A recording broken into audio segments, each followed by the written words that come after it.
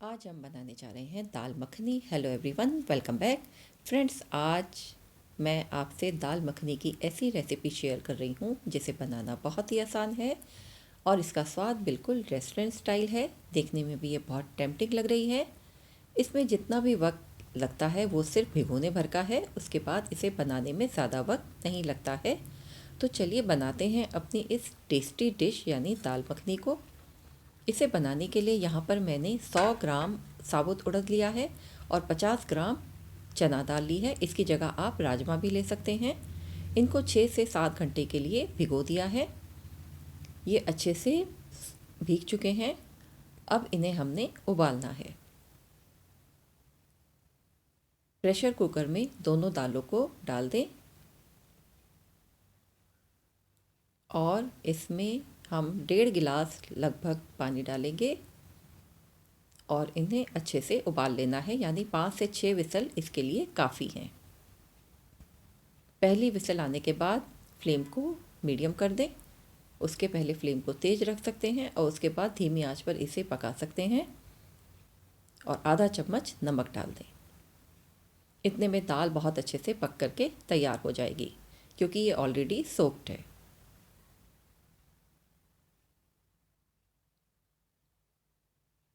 अगर ज़रूरत पड़ेगी तो बाद में थोड़ा पानी और डाल सकते हैं, नहीं तो अभी इतना पानी काफ़ी है।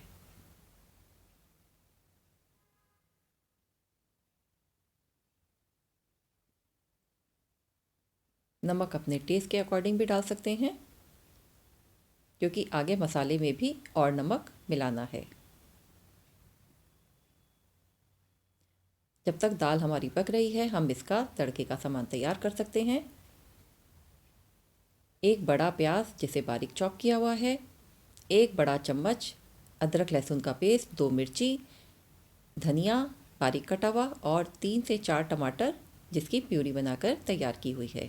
अब एक पैन में 1.5 चम्मच घी गरम कर ले, देसी घी। आप चाहें तो रिफाइंड ऑयल में भी बना सकते हैं, लेकिन देसी घी में इसका स्वाद एक अलग ही आता है और ये बहुत टेस्टी लगती है।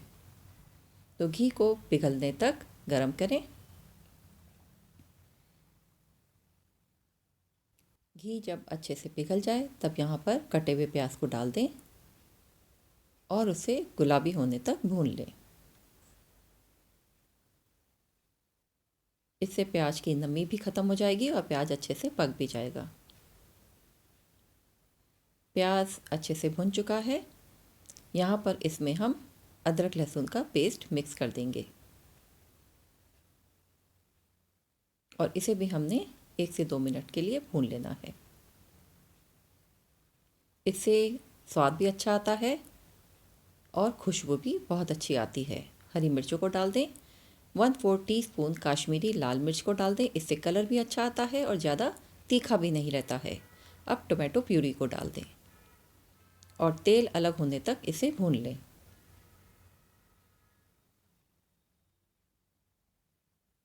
थोड़ा सा कटा हुआ धनिया डाल दें।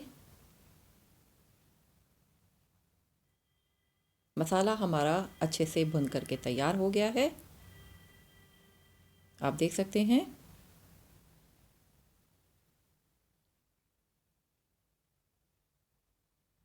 अब इसमें हम पकी हुई दाल को मिक्स कर देंगे।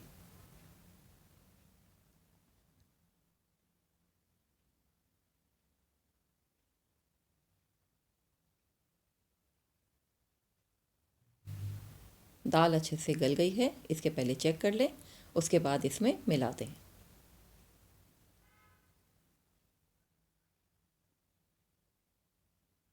दाल और मसालों को मिक्स कर दें।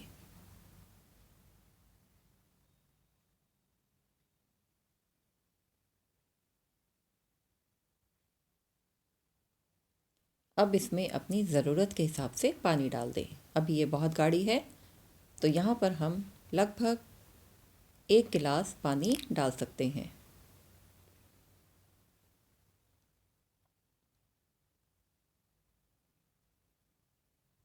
बाकी आप अपनी ज़रूरत के हिसाब से पानी डाल दें।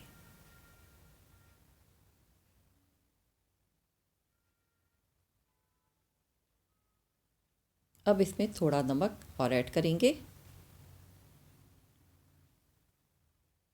आधा चम्मच नमक मिला दें या फिर अपने स्वाद के अनुसार नमक डालें। अच्छे से मिक्स कर लें।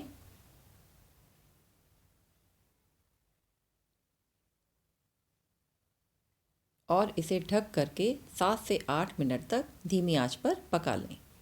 इसके बाद थोड़ी लाल मिर्च पाउडर डाल दें, लगभग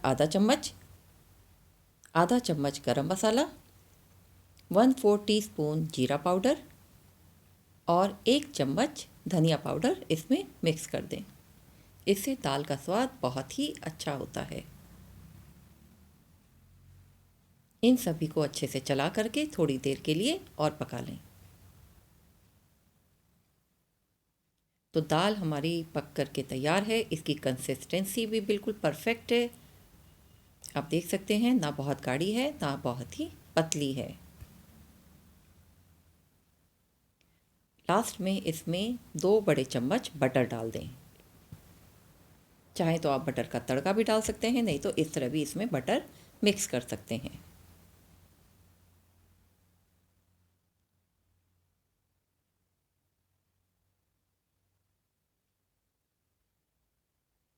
तो दाल तैयार है। इसे सर्विंग बोल में निकाल लें और क्रीम के साथ सजा दें।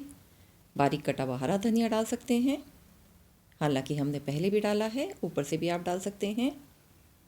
तो देखिए, देखने में दाल कितनी टेम्पटिंग लग रही है। अब इसे रोटी चपाती के साथ सर्व करें।